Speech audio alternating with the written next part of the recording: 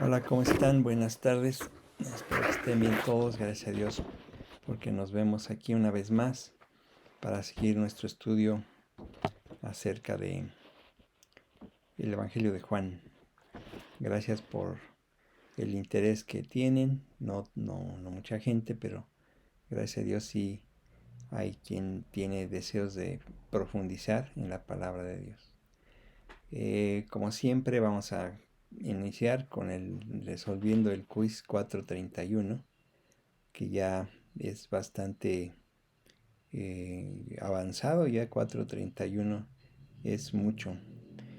Eh, del quiz 431, la primera pregunta dice así: ¿quién fue la esposa de Abraham?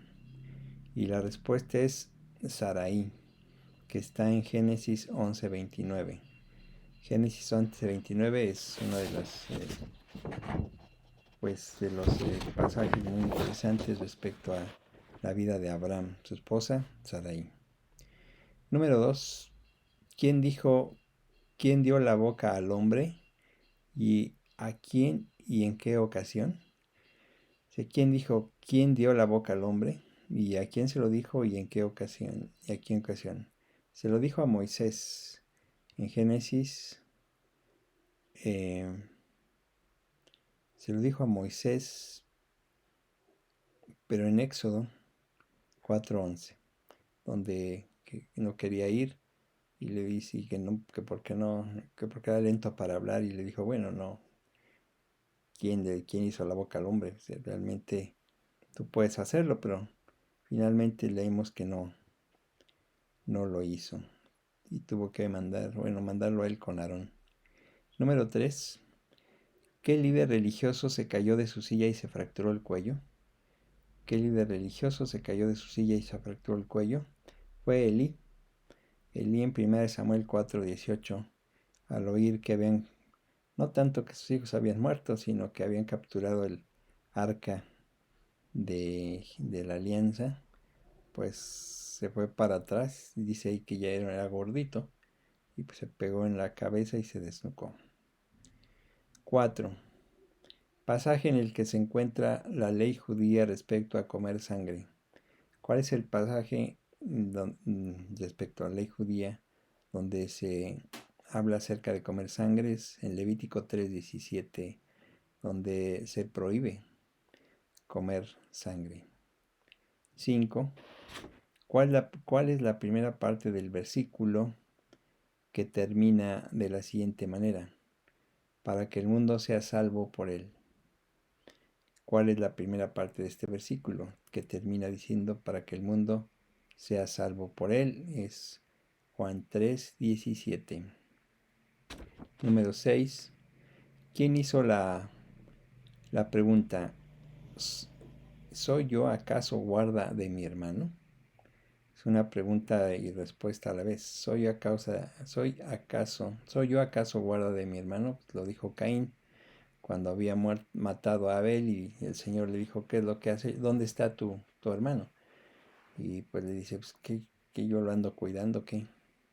En Génesis 4:9. Todos saben la historia. Terrible. 7.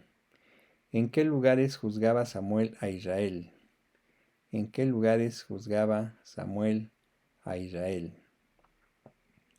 Había en varios lugares, se sentaba y juzgaba al pueblo de Israel. Betel es una, Gilgal es otra, y Mizpa. Eran tres: Betel, Gilgal y Mizpa, como dice en 1 Samuel 7:16. 8. ¿Qué ocurrió después de que subieron codornices y cubrieron el campamento hebreo en el desierto del Sin?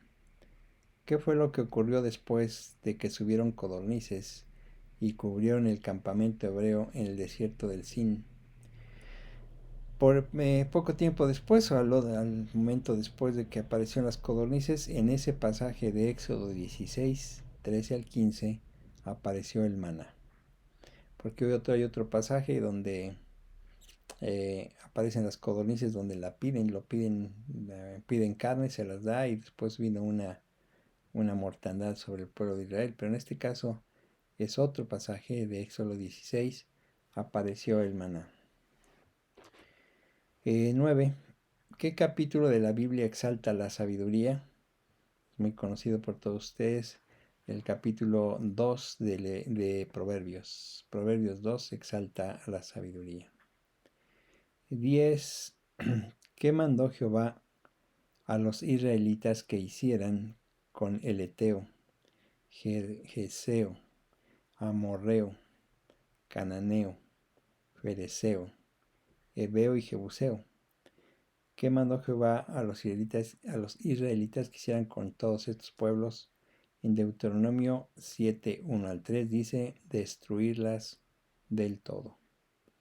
Pasajes que muchos, sobre todo los que no conocen bien la Biblia, no son creyentes también, critican mucho, pero los que conocemos la Biblia sabemos el porqué, la causa de ese mandamiento. Bueno, vamos a continuar entonces nuestro estudio en el Evangelio de Juan, pero antes comenzamos orando. Señor Jesús, te agradecemos este momento para meditar en tu palabra, en el Evangelio de Juan.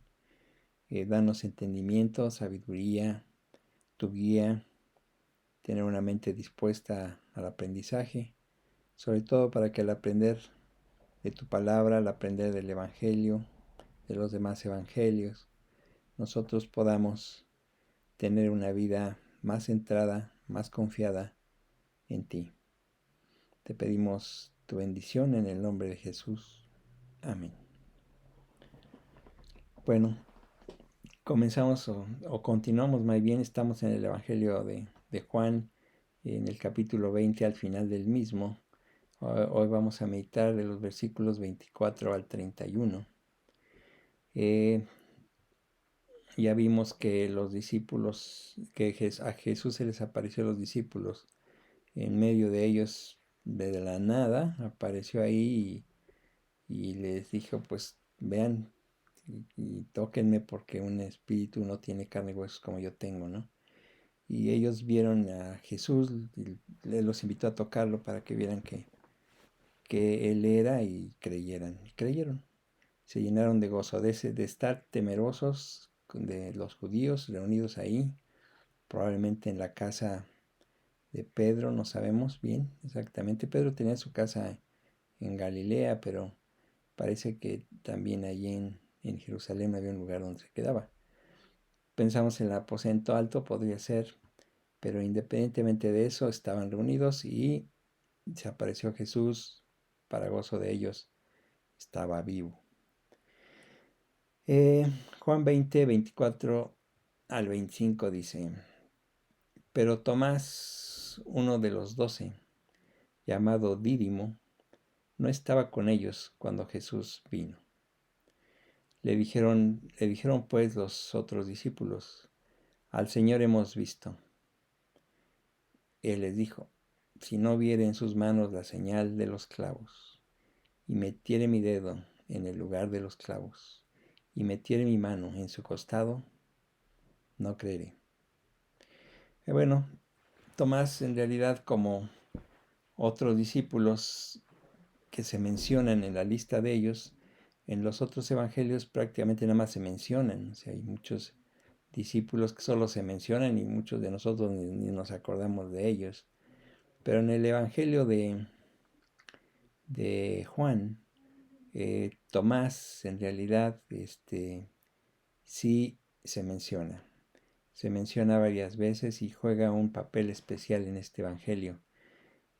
Juan 11 se menciona en varias ocasiones. Les voy a leer algunos. Juan 11, 16. Dijo entonces Tomás, llamado Dídimo, a sus condiscípulos, vamos también nosotros para que muramos con él. Otro pasaje es Juan 14, 5, donde dice, le dijo Tomás, Señor, no sabemos a dónde vas. ¿Cómo pues podemos saber el camino? El pasaje que estamos leyendo y también otro pasaje que está en Juan 21, 2. Estaban juntos Simón Pedro, Tomás, llamado el Dídimo, Natanael de Caná de Galilea, los hijos de Zebedeo y otros dos de sus discípulos. Entonces, como ven, Tomás sí se menciona varias veces en el Evangelio de Juan, en los otros no. Y podemos deducir de esto que era un discípulo, pues también de los más participativos y siempre andaba con ellos. O sea, era de los que se daban a conocer mucho ahí. Aquí se nos dice que era uno de los 12. Y esta frase solo se menciona en otro lugar aquí en el Nuevo Testamento, en los Evangelios, pero refiriéndose a Judas. En Juan 6:71 dice, hablaba de Judas Iscariote, hijo de Simón, porque este era el que le había de entregar, y era uno de los 12.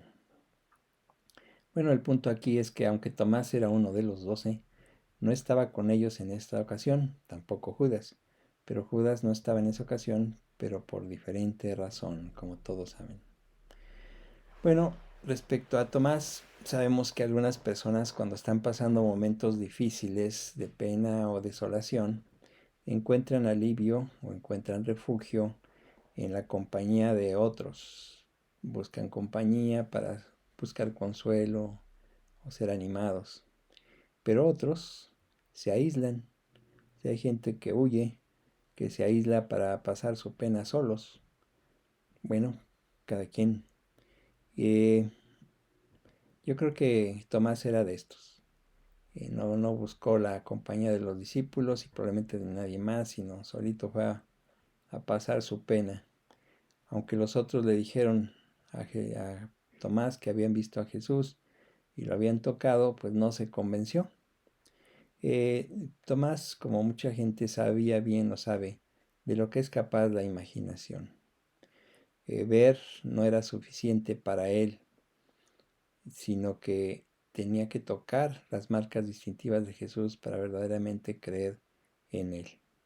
Las ilusiones ópticas no son desconocidas, sabemos que suceden, a veces vemos cosas, pero Tomás consideró que tocarlo sería una evidencia de un cuerpo real. Se le ha conocido a Tomás como el que duda, ¿no? Tomás el dudoso. Pero pues en realidad no dudaba más que los demás, solo que Jesús se presentó a ellos una semana antes y lo pudieron tocar y no estaba Tomás con ellos. Si hubiera estado con ellos, pues hubiera creído igual que ellos en ese momento, pero tuvo que esperar una semana más. Una enseñanza que aprendemos en este pasaje es que como Tomás no estuvo presente con los demás, se perdió de una bendición, se perdió de la bendición de haber creído junto con los demás. El estar ausente hizo que se mantuviera en suspenso, en credulidad o en temor también, toda una semana, cuando los demás ya tenían gozo y estaban contentos. La carta a los hebreos nos dice lo siguiente, en Hebreos 10:25, no dejando de congregarnos, como algunos tienen por costumbre, sino exhortándonos, y tanto más cuanto veis que aquel día se acerca. La asistencia con frecuencia a donde se reúnen los cristianos, en las iglesias, en las casas, es uno de los medios que Dios usa para nuestro crecimiento en la vida cristiana. Esas reuniones donde el centro de la conversación es Cristo, por lo general en ese lugar encontramos aliento a nuestras almas. Es necesario reunirnos, es necesario vernos, es necesario platicar, comentar, orar. También sucede en las reuniones de oración, en las reuniones de alabanza. Eso es bueno para nuestras almas, como dice en ese pasaje, para exhortarnos, para alentarnos, para consolarnos. Muy necesario. Nuestra alma depende mucho de alentarnos unos a otros y sufre mucho cuando no lo hacemos. Por eso es que en estos momentos que vivimos en el mundo de aislamientos injustos, pues hemos perdido mucho contacto unos con otros. Las reuniones por Zoom, pues no son reuniones no son reuniones. Como alguien decía, las iglesias de Zoom no son iglesias. Tenemos que reunirnos, tenemos que juntarnos. No es lo mismo estarnos viendo aquí que estar presentes. Dios sabe y ha utilizado también estos medios para que su palabra se propague a más lugares. Pero sí la iglesia ha sufrido por no reunirnos en forma constante. A algunos les da temor, a otros se les ha prohibido. Ha sido difícil, pero oramos porque esto se vuelva a restablecer y pronto podamos tener esas reuniones que teníamos antes. Dice Proverbios 8:34, bienaventurado el hombre que me escucha, velando a mis puertas cada día, aguardando a los postes de mis puertas. Y Mateo 18:20 dice, porque donde están dos o tres congregados en mi nombre, ahí estoy yo en medio de ellos. Bueno, realmente el que se reúne con frecuencia, el que lo hace con frecuencia, raramente se sentirá como Tomás, dudando, mientras que otros están seguros y contentos. Juan 20:26 al 28 dice, 8 días después estaban otra vez sus discípulos dentro y con ellos Tomás. Llegó Jesús estando las puertas cerradas, y se puso en medio de ellos y dijo, paz a vosotros. Luego dijo a Tomás, pon aquí tu dedo y mira mis manos, y acerca tu mano y métela en mi costado. No seas incrédulo, sino creyente. Entonces Tomás respondió y le dijo, Señor mío y Dios mío. Bueno, era otra vez el primer día de la semana, como una semana anterior. Y ya para ese momento ya había pasado la fiesta de los panes sin levadura. Prácticamente ya todo el mundo se retiraba de Jerusalén. Probablemente los discípulos ya estaban planeando su regreso a Galilea. Se disponían a regresar. Tal vez lo hacían porque también se les había dicho eso. O sea, Jesús les había mandado decir que los esperaría en Galilea. En Mateo 28, 7 dice, e id pronto y decid a sus discípulos que ha resucitado de los muertos, y aquí va delante de vosotros a Galilea. Allí le veréis. He aquí os lo he dicho. O sea, sí, el Señor dijo, allá los espero. Por lo que sea, se volvieron a reunir, supongo que con menos temor de los judíos, al saber que Jesús ya había resucitado. En esta ocasión que estaban reunidos, el escéptico Tomás estaba con ellos. La aparición de Jesús enfrente de ellos y al decirles su saludo, paz a ustedes, del cual ya explicamos el estudio pasado, el significado de esa paz, que realmente el Señor no fue un saludo común, sino que en realidad el Señor les decía, tengan paz en medio de esta situación tan difícil para ustedes. Vemos aquí este pasaje registrado casi con el mismo lenguaje que en el otro. Se aparece Jesús en medio de ellos de la nada, pero ahí estaba presente Tomás. En este pasaje vemos en realidad lo bondadoso y misericordioso que Jesús es para con los creyentes débiles y lentos para creer. En ninguna otra parte de los evangelios vemos un pasaje como este. En ninguna otra parte vemos ilustrado lo que Jesús hace con este tipo de creyentes. O sea, Jesús fue muy paciente y compasivo en su trato con este creyente débil. Y como vemos, no lo rechazó, o sea, no lo descartó, o no lo corrió de ahí, o no le reclamó. ¿Por qué no crees? Y ya te lo dijeron y los demás. No, nada de eso. Jesús se aparece una vez más a ellos, con Tomás ahí, y aquí Jesús le muestra que él ya sabía lo que Jesús había dicho una semana antes, porque en el momento en que él se presenta, se acerca a él, lo acerca a él y le dice que lo toque. Le está mostrando una evidencia incontrovertible de que él en realidad que es un cuerpo palpable.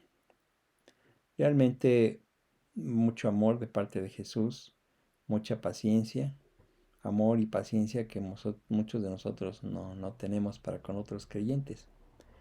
Eh, Así es Cristo con nosotros. Cuando nuestra conducta solo muestra dudas, porque estamos pasando por problemas y comenzamos a tener cierta duda en nuestro interior, el Señor no nos disciplina, el Señor no nos enfrenta o nos reclama, sino que resuelve nuestras dudas en forma amorosa y con mucha paciencia.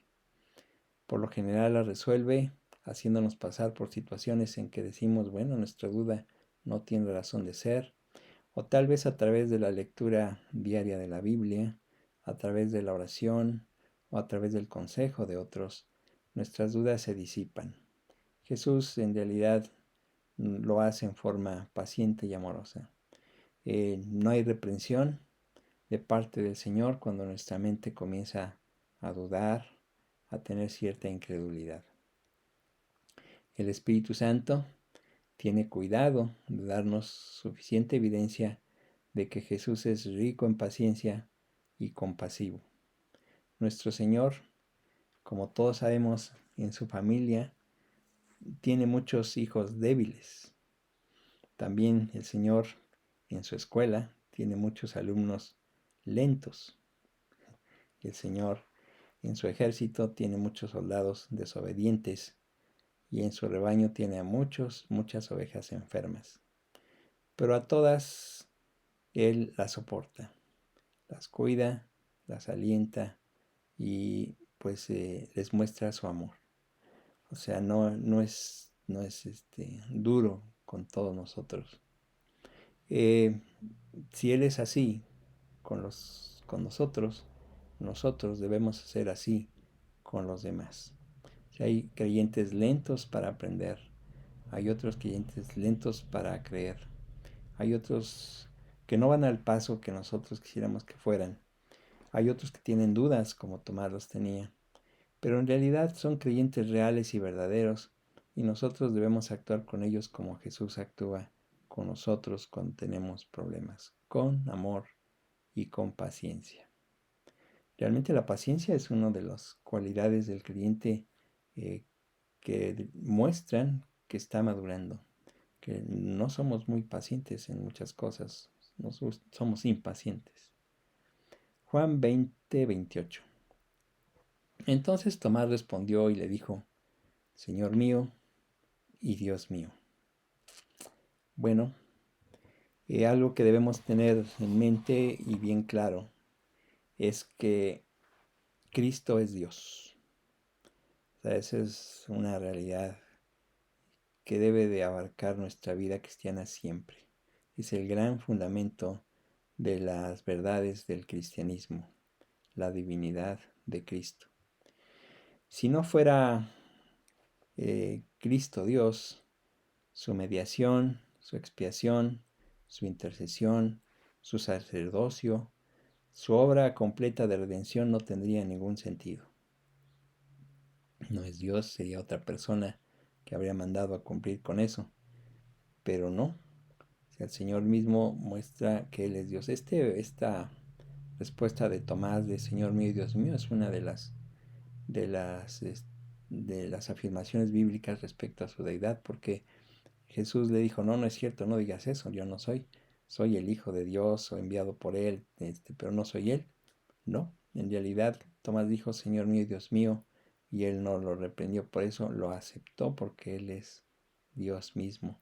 La divinidad de nuestro Señor Jesucristo se enseña por todos lados en la Biblia. Ustedes cuando estudien en su estudio personal la divinidad de Cristo, o lo que se llama en teología cristología, el estudio de Cristo, van a ver ustedes acerca de su divinidad muchísimos pasajes. Sobre todo, debemos reposar diariamente en esta verdad. Si tú reposas en esta verdad de sabiendo que Cristo es Dios,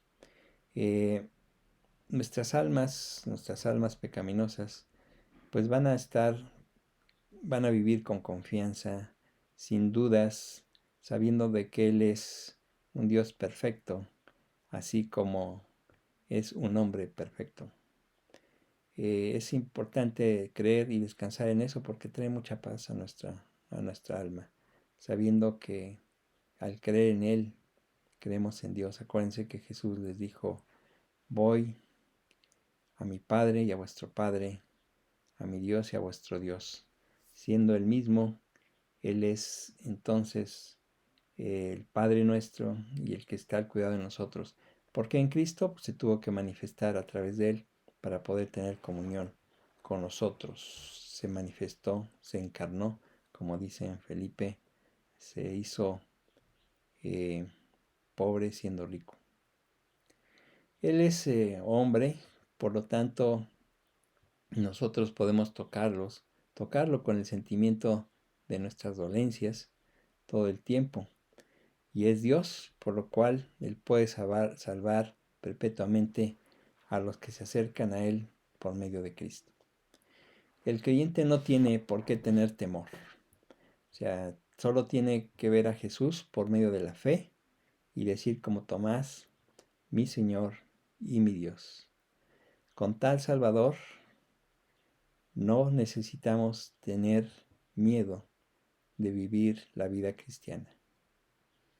Con tal Salvador podemos confiadamente continuar nuestra vida diaria sin temor. Hay situaciones difíciles, hay situaciones atemorizantes, pero tenemos de nuestro lado a nuestro Salvador, al verdadero Dios y al verdadero hombre. Juan 20:29. Jesús le dijo, porque me has visto, Tomás, creíste. Bienaventurados los que no vieron y creyeron. Bueno, realmente aquí hay algo maravilloso. Dice, bienaventurados los que no vieron y creyeron. Esta bienaventuranza es especial para los creyentes.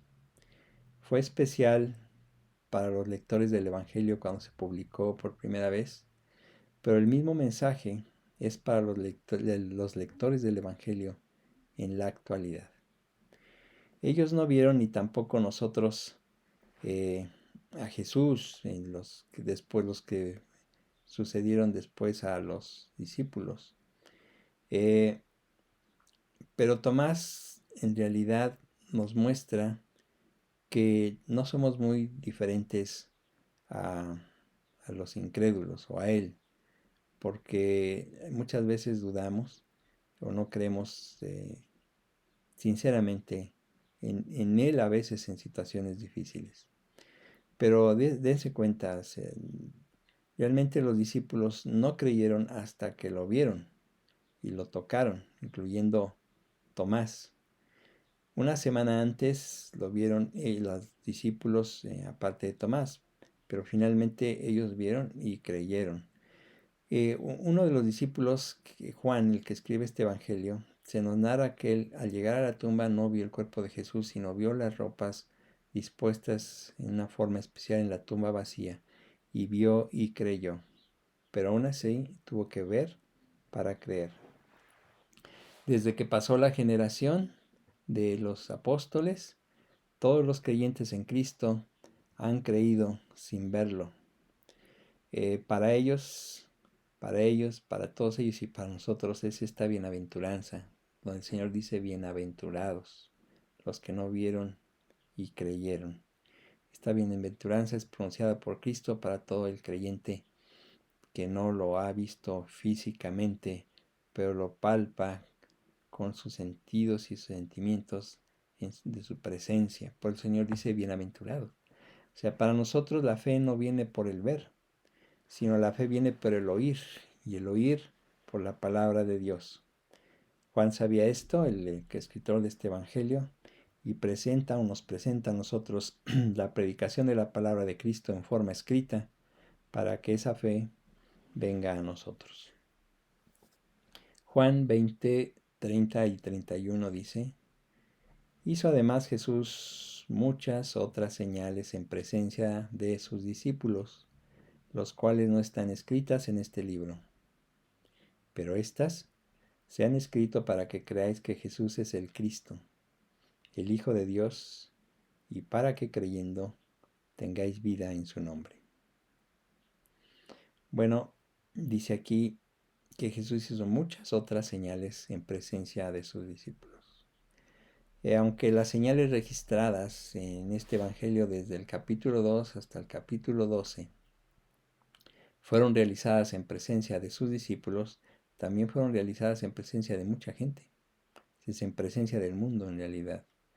Este pasaje entonces no se refiere solamente a los discípulos que estuvieron ahí presentes, sino a mucha gente que no pertenecía a sus discípulos que estuvieron allí presentes. Jesús hizo sus señales en presencia del mundo, pero no todos creyeron. Juan 12:37 dice: pero a pesar de que había hecho tantas señales delante de ellos, no creían en él. Los que sí creyeron vieron su gloria. Como Jesús dijo, no te he dicho que si crees verás la gloria de Dios. O sea, la gente que cree ve o vio en esa época, y ahora vemos nosotros, la gloria de Dios en todo lo que sucede derivado de él. La gloria de él fue manifestada en su pasión en ese momento y en su triunfo en la cruz. Y mucha gente cuando vio a Lázaro resucitado vio la gloria de Dios, no vio un cuerpo resucitado de una persona que acaba de morir, sino de lo que eso representó, la gloria de Dios. Nosotros vivimos para darle gloria a Dios porque vemos su gloria en todo lo que hace con nosotros. De todas las señales que el Señor hizo, Juan escogió las que están escritas en este Evangelio para producir y para fortalecer la fe. Tiene dos intenciones, dos metas. Es una, producir fe para creer, y la otra, fortalecer la fe para el que ya cree. Esa fe es por aceptar que Jesús es el Cristo, el Hijo de Dios.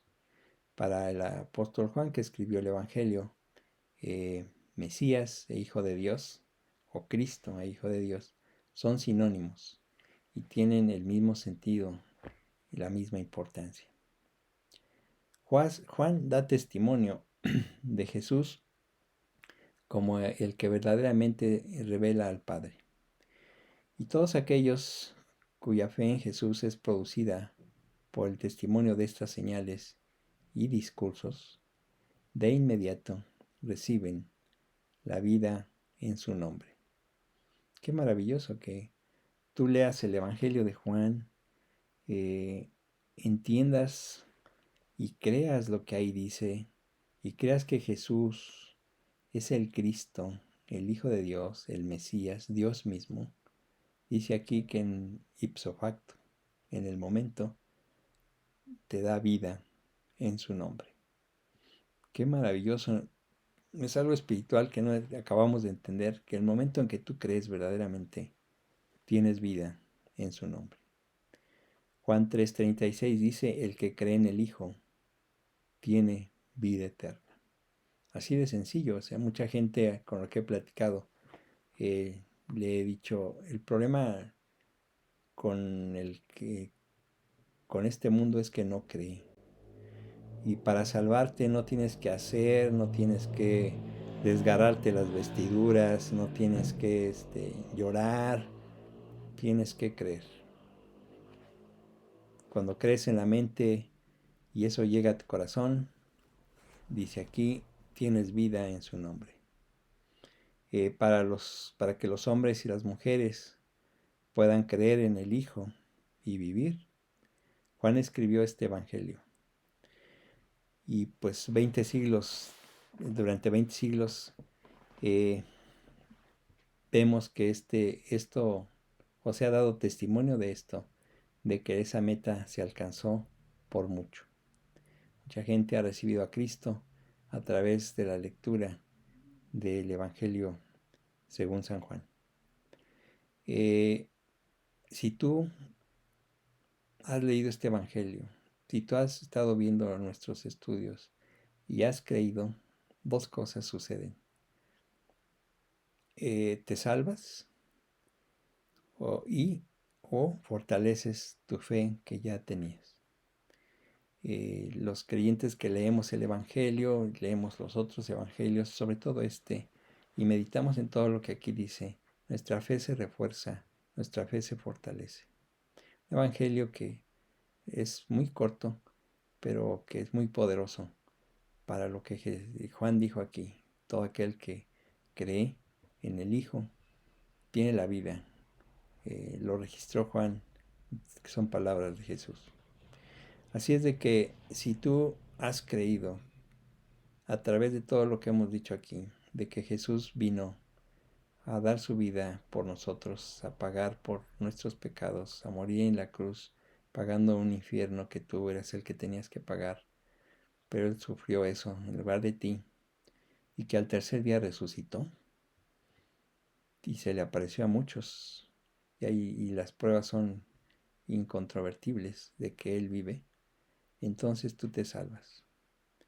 Si lo has entendido, pues ahora lo tienes que manifestar en una oración sincera, en una oración breve. Tú puedes pedirle a Jesús que venga a tu vida, que tome tu vida y que te dé vida eterna para que vayas con Él por siempre. ¿Cómo se hace eso? Pues solamente repítelo, te voy a ayudar en una oración sincera, una oración breve pero llena de mucho significado. Vamos a orar donde quiera que estés y así deseas hacerlo. Dios Padre, en este día reconozco en realidad que todo lo que tú hiciste aquí fue para que yo creyera de que tú eres el Cristo, el Hijo de Dios, y para que creyendo tenga vida. Creo que soy pecador, pero me arrepiento de mis pecados. Y creo y recibo lo que Jesús hizo para mí en la cruz del Calvario.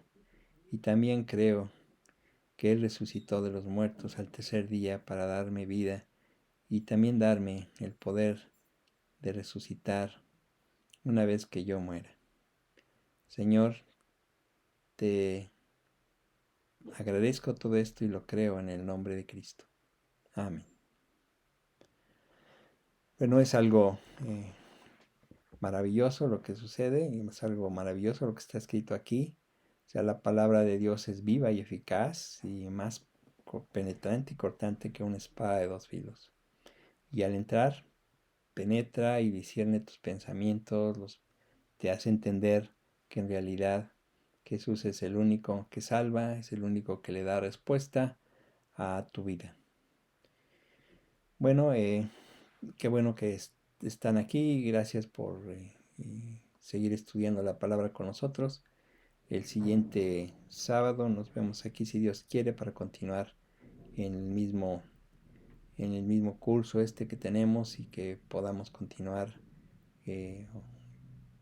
meditando en el Evangelio de Juan. Cuídense mucho, oren constantemente para que todo regrese a la normalidad y podamos reunirnos otra vez, comer juntos, cenar juntos, reunirnos a orar, alentarnos unos a otros, reunirnos a alabar al Señor.